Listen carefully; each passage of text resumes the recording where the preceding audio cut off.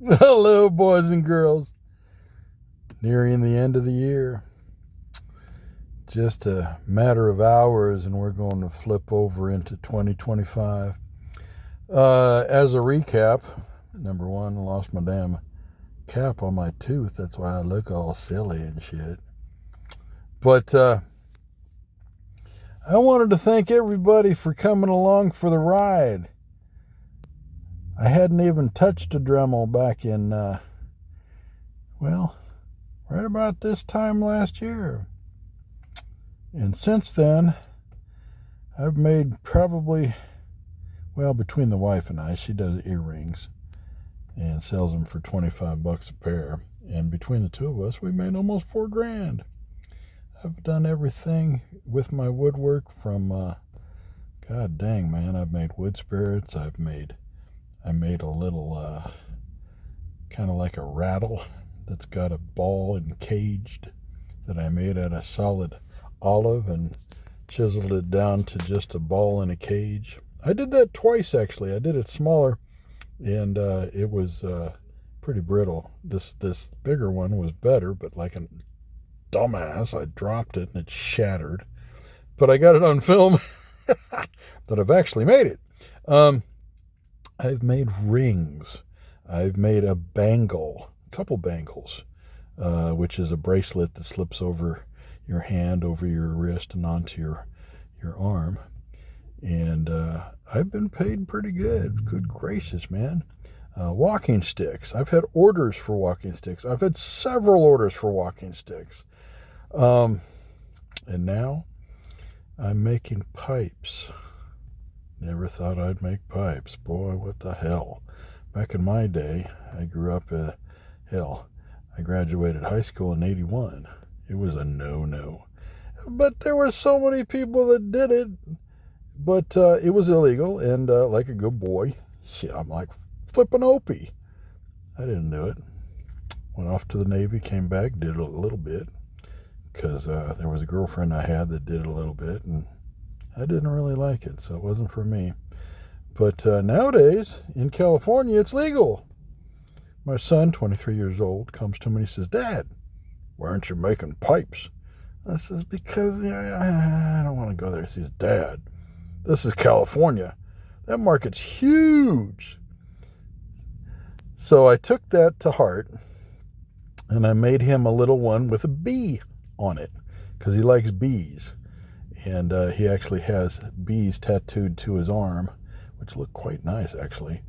And so I made him one with a bee on it, but it's got a big bowl on it, kind of like you would smoke tobacco out of. And he admitted to me that now and again he does a little bit of weed. And I thought, well, it's legal, whatever. It's kind of like alcohol in California nowadays. And he admitted that, and then he told me, if you make it like this and you do this and that, you might be able to sell these things. So I made him another one to his specs out of Manzanita. And he said, "Whoa, Dad, this is nice. Can you make more of these?" So I've been cranking them out. And then I started doing research. I got interested. I started doing research, and I found that cherry is next to burl as far as being a really good product to make a pipe out of, any pipe out of. And I got a buttload of cherry. And then I hooked into a guy that had a lot of olive. Thank you, Jerry. You are awesome. And he gave me a box of olive. And that's a good product to make pipes out of. And then I have some leftovers of Purple Heart, of Padock, of zebra wood, which you don't want to smoke out of zebra wood, but you can use it to enhance the color on the side of the pipe and so forth. And of course, I work at Home Depot, so I have access to all kinds of goodies, supplies, and I got me my Gorilla Glue and some clamps and this, that, and the other, and I've been putting out some pipes.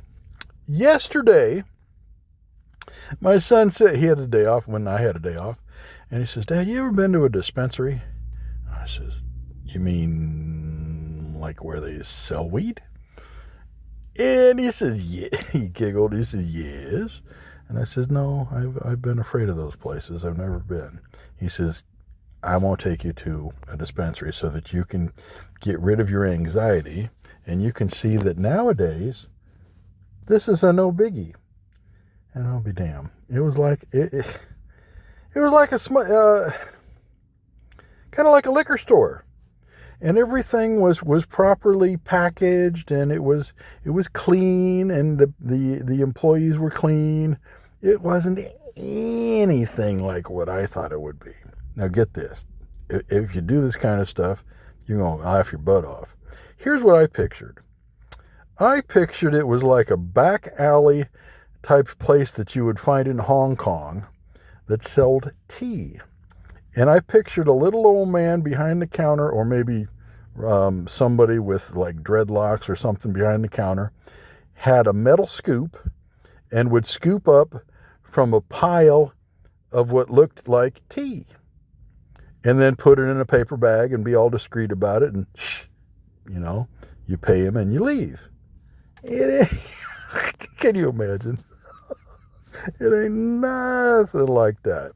Anyway, my anxiety went away, and I started asking questions. And first question was, do you guys hire like delivery drivers? And he says, this place doesn't, but other places do. And I'm like, huh. But then I said, hey, I make pipes. Let me show you a picture of the pipes I made. And do you have those little screens that go down in the pipe in yada, yada, yada? So we start talking.